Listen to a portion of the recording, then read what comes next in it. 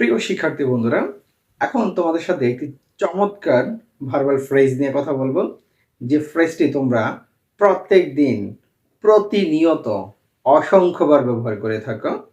অর্থাৎ আমি কথা বলতে যাচ্ছি অভ্যস্ত হওয়া বা কোনো কাজে অভ্যস্ত থাকা অর্থে আমরা কিন্তু একটা ভার্বাল ফ্রেজ ব্যবহার করে থাকি, যে ফ্রেজটি হচ্ছে অ্যাকাউন্টেড টু। এর কিন্তু একটি চমৎকার ঘটনা আছে, যেটি তোমরা অন্যান্য জায়গায়ও ব্যবহার করে থাকো। অর্থাৎ অ্যাকাউন্টেড টু এর পরে সবসময় ভার্বের জিরান ফর্ম, অর্থাৎ ভার্বের সাথে আইএনজি যোগ করতে হয়।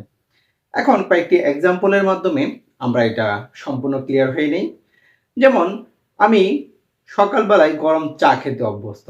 আমি সকালবেলায় গরম চা খেতে অভ্যস্ত। তাহলে এর ইংরেজি কি হবে? I am accounted to drinking hot tea in the morning. কি বললাম? I am accounted to drinking hot tea in the morning. আমি সকালবেলায় পত্রিকা পড়তে অভ্যস্ত।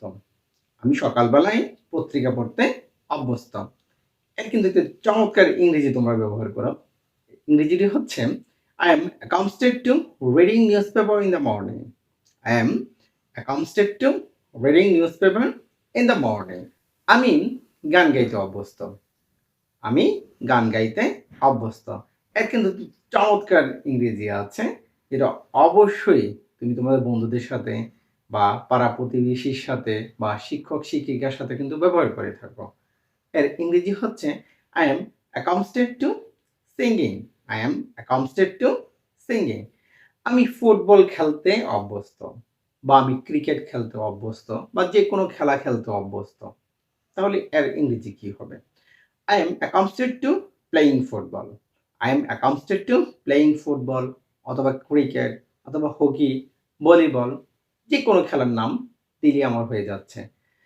এমন হতে পারে আমি কম্পিউটার চালাতে অভ্যস্ত। আমি কম্পিউটার চালাতে অভ্যস্ত। তাহলে এর ইংরেজি কি হবে? I am accustomed to operating computer.